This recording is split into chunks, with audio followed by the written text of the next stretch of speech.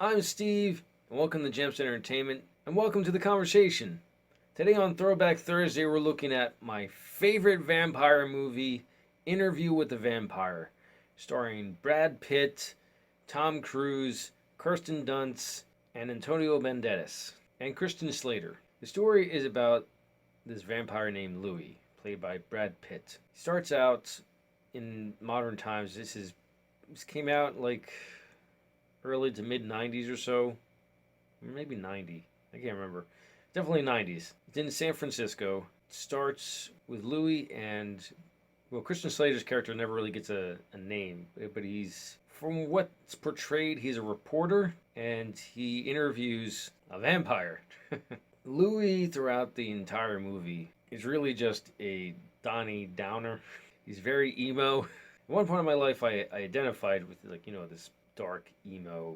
I was much younger. I was in high school, and I think all of us go through this phase in some way, shape, or form. And it's really a look at vampires as if they were a real creature in the world. And it's a look at immortality and how unfulfilling it actually could be. So there are many different types of lore for vampires, and depending on which one you follow, you'll get different answers. And I think I like a mix, like most people like a mix of the lores. So I like Bram Stoker, who is, to my knowledge, the originator of vampires, or at least popularized it in his book Dracula, and Interview with the Vampire, Anne Rice's writings. They do a better job of portraying vampires as like this underworld but high class society then it's brothers and sisters in the vampire world, underworld, blade, and, well, twilight.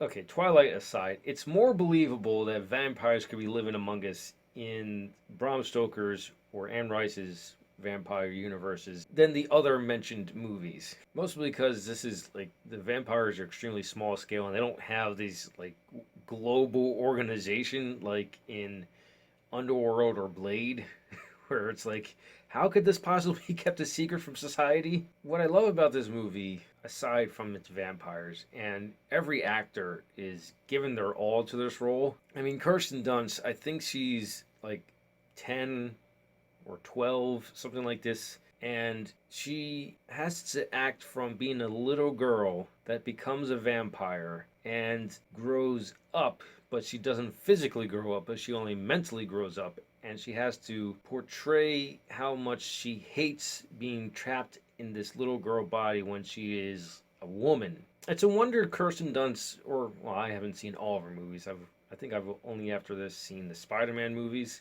But it's a wonder she hasn't done more dramatic roles, because she's very, very good. And Brad Pitt and Tom Cruise bring their A game to this. Tom Cruise gets to do serious and hammy acting.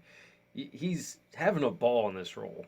His character is Lestat, and he is the quintessential narcissist. He manipulates and controls Louis and Claudia for quite some time, but Claudia is tired of the manipulation and tired of the fact that she will physically never grow up. And she was robbed of that by both Louis and Lestat, but she blames Lestat because he's been the controlling narcissist. I won't go into all the details because it's a great movie. I highly recommend it. The Antonio Banderas section, so it takes place first in America, and then it takes place in Europe.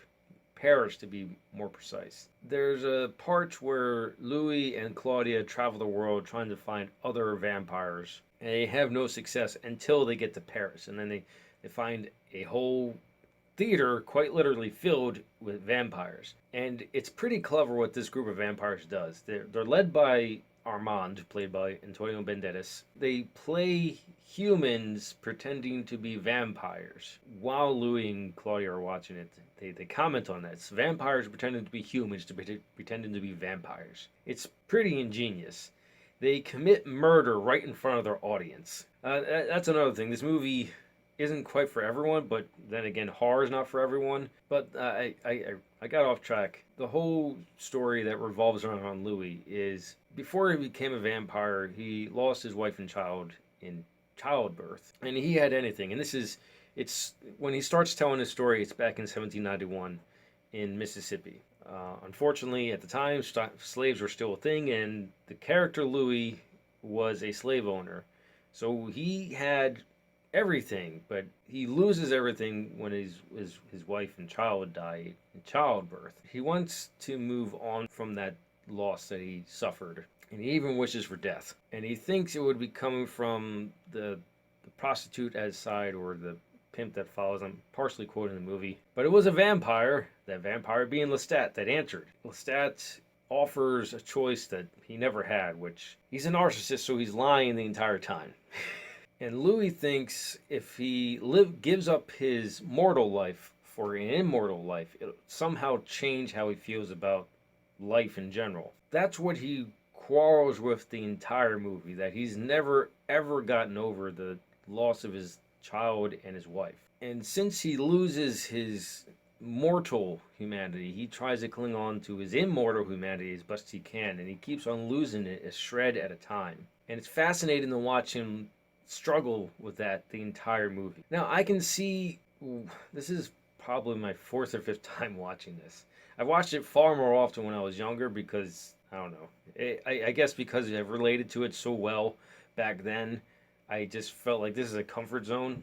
But now it's just pure entertainment for me and a good story. I can see how Brad Pitt's performance could be very annoying and whiny to people who first watch it, and they might not like it. But if you just watch it from a point of view where it's just this guy struggling with his loss that he's never moved on from, and he just kind of exists now as an immortal. He really hates being a vampire. That's the other thing. If you just watch it as a character study, it's really, really good. The other great thing about this movie are the effects. Now, I still only have it on DVD, which is only like, man, it's an old DVD, so it's really only a slight step above VHS. And I'm watching it on a 4K TV.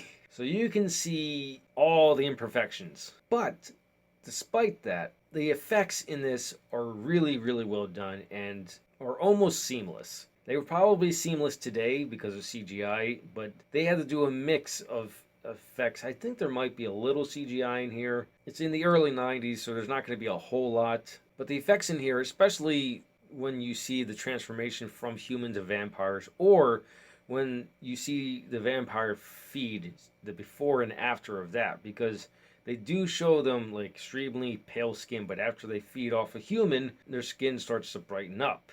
It's very well done. Those are my thoughts on Interview with the Vampire. Let me know in the comments below your thoughts. Also, above the comment section is a description section, and you can get your copy of Interview with the Vampire. Help support the channel, grow a community, and we can have more conversations like this. I know this past Tuesday I wasn't on Twitch, but I was on Sunday.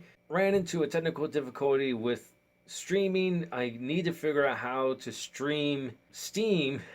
Really, it's DOSBox. It's a program where you can play older games. I need to figure out how to stream that. I don't think I actually have DOSBox though. I think I only have it through Steam. And I tried starting up the game and going over to the window capture in OBS so I can show the screen, because what I ended up doing was taking the little webcam and pointing it at my screen. I need to figure out between now and Sunday how to actually stream it through OBS. Saturday, there's going to be a podcast. I'm not sure which one. Austin and I yesterday, the reason why there wasn't a streaming yesterday, we recorded a podcast on virtual reality. Really, really cool. I can't wait to put this up. I had a lot of fun. Austin had a lot of fun. Virtual reality is really cool. So look forward to that podcast, possibly this Saturday, if not next Saturday. Tomorrow, hopefully Ed and I will finally meet up on Discord or Facebook. I'm not sure which video chat software we're going to be using, but we're going to meet up, we're going to record a podcast, and we're going to be talking about Dune. So hopefully that'll be a podcast coming out this Saturday, and next Saturday will be virtual reality. If not, it would be the reverse. If you like what you saw, like it. If you think other people like it, share it. If you really liked it, hit the subscribe button. Thank you for watching, and live your imagination.